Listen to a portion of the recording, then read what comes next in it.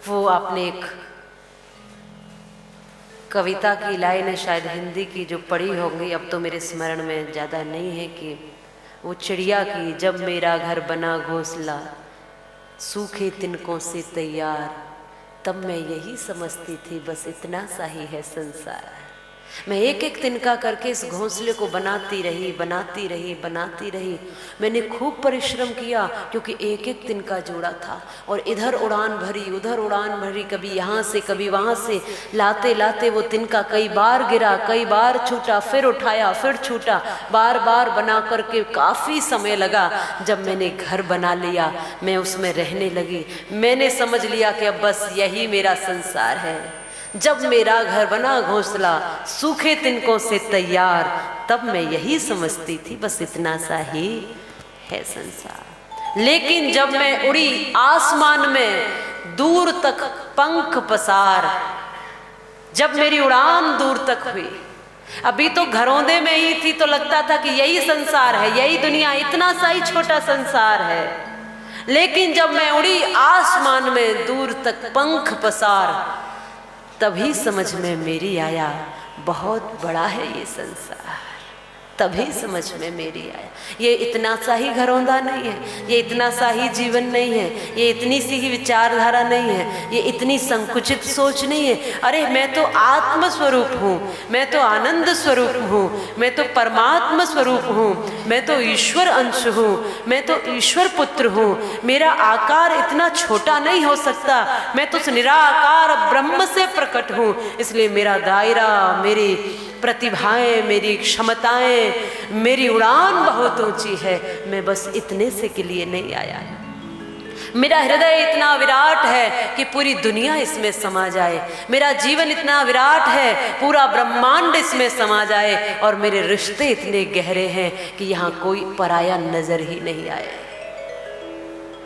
मेरी उड़ान इतनी छोटी नहीं हो सकती, मेरी उड़ान बहुत ऊंची है। मिलेंगी परिंदों को मंजिलें, ये उनके हुनर बोलते हैं, रहते हैं कुछ लोग खामोश। मिलेंगी परिंदों को मंजिलें, ये उनके पर बोलते हैं, रहते हैं कुछ लोग खामोश, पर उनके हुनर बोलते हैं। कुछ लोग विरक्त हैं इस दुनिया से, इस संसार से, संसार में रहकर भी संसार से अलग है। वो हमें जीवन का दायरा बताते हैं कि तुम्हारा दायरा इतना छोटा नहीं है, क्यों इतने छोटे में संतुष्टि करते हो?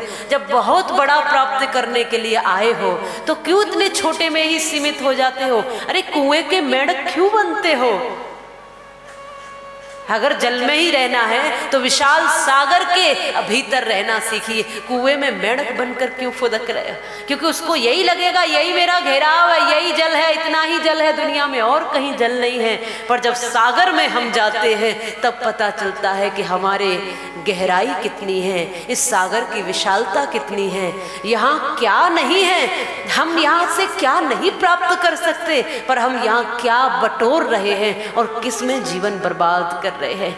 ये घर मकान, ये मेरा घरौंदा, ये मेरे जीवन शरीर की व्यवस्था हो सकती है, लेकिन मेरे परमार्थ की व्यवस्था, मेरे परलोक की व्यवस्था, मेरे जीवन का उद्देश्य, मेरे जीवन का सार, मेरे जीवन का मूल है उस परम पिता परमात्मा को प्राप्त करना, उस वृहद को प्राप्त करना, उस ईश्वर को प्राप्त करना, और अपनी खोज पूरी कर लेना, अपनी खोज पूरी कर लेना, खुद को ढूंढ लेना, वसुदेव कुटुंबकम बन जाना। ये भी मेरा है, वो भी मेरा है, ये सब मेरे अपने हैं, यहाँ कोई पराया नहीं है। लेकिन ये भी मेरा है, वो भी मेरा है, इसमें उलझना नहीं है। ये मेरा है तो सही, पर कुछ पल के लिए, जब तक यहाँ हूं तब के लिए। ये मेरा है ऐसा करके मोह नहीं लाना है। ये मेरा है तो सही, पर कुछ पल के लिए। मेरा अधिकार इस पर नहीं है। जब तक मैं इस घरौंदे में हूं तभी तक मेरा है, उसके बाद ये मेरा नहीं है, उसके बाद नहीं है ये मेरा। बस अभी जब तक हम हैं, ये जितने भी रिश्ते नाते हैं, ये जितना भी संसार है, ये जो भी दुनिया है, ये सब हमारे लिए है, हमेशा के लिए हमारी नहीं है, हम सब यहाँ किराएदार हैं। क्या है? किराएदार। एक व्यक्ति ने बहुत सुंदर सा मकान बनाया, बहुत सुंदर, बहुत पैसा उसमें लगाया और संत को उसमें लेकर गए कि गृह प्रवेश है, आप थोड़ा सा चरण रख दीजिए। जब लेकर गए तो संत ने कहा, वाह क्या बढ़िया धर्मशाला बनाई है तुमने। तो इसको क्रोध आ गया, मैंने जीवन की पूंजी लगा दी, मैंने क्या कुछ नहीं लगा दिया इस घर में, और आपको ये धर्मशाला दिखती है? ये मेरा घर है, आपने कैसे कह दिया ये धर्मशाला? अरे भैया ये धर्मशाला ही तो है, और है क्या? धर्मशाला में कुछ दिन यात्री आते हैं, ठहरते हैं और चले जाते हैं।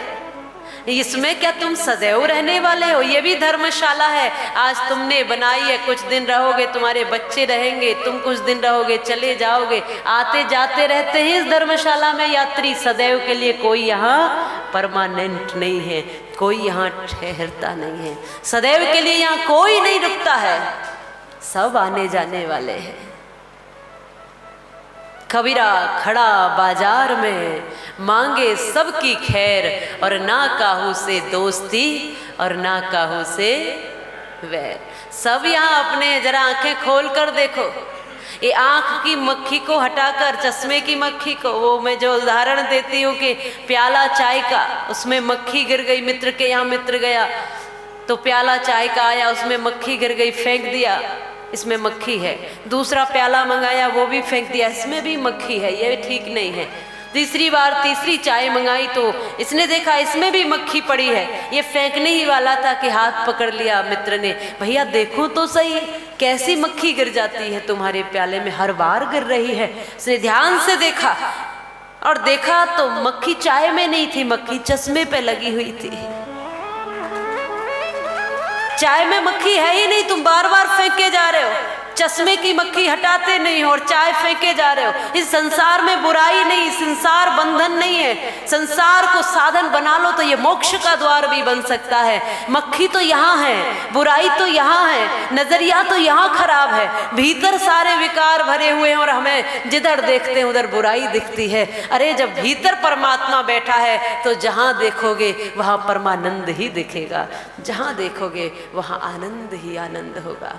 जिधर देखो, जिनको जीवन में मिला सत्संग है उनकी हर घड़ी आनंद ही आनंद है, जिनका ईश्वर से जुड़ गया संबंध है उनकी हर घड़ी आनंद ही आनंद है। वो अंदर से समझा रहा है हमें, हम समझना न चाहें तो वो क्या करे, और वो तो कहता है आदत बुरी छोड़ दो, हम बदलना न चाहें तो वो क्या करे। कुछ बनने के लिए आए हैं यहाँ पर और कुछ न बनकर गए तो यूं ही चले जाएंगे और यूं ही जीवन व्यर्थ हो जाएगा।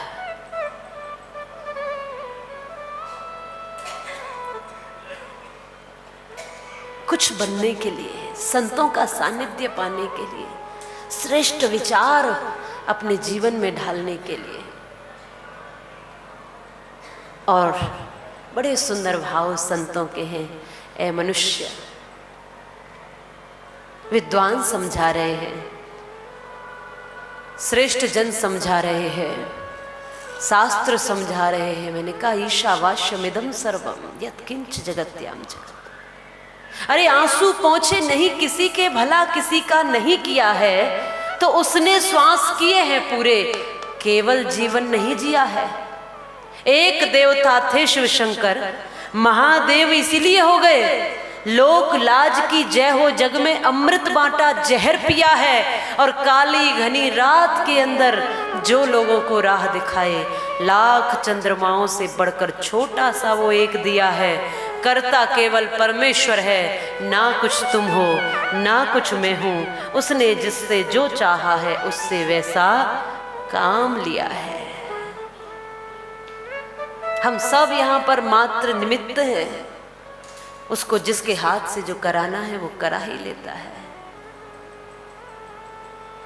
और जीवन में इतना सुंदर अवसर जहाँ संतों का दर्शन है, जहाँ भक्ति की गंगा बह रही है, जहाँ अमृत की गंगा बह रही है, जहाँ स्पष्ट गंगा बह रही है, सरल गंगा, निर्मल गंगा, पावन गंगा का सानिध्य है, जहाँ भोलेनाथ की अपार कृपा बरस रही है, जहाँ मेरे बांके बिहारी की लीलाओं का दर्शन है, प्रेम और करुणा का दर्शन है, जहाँ समस्त भक्तों का भाव है, वहीं तो हरि है, वहीं तो कृष्ण है, वहीं तो परमेश्वर है।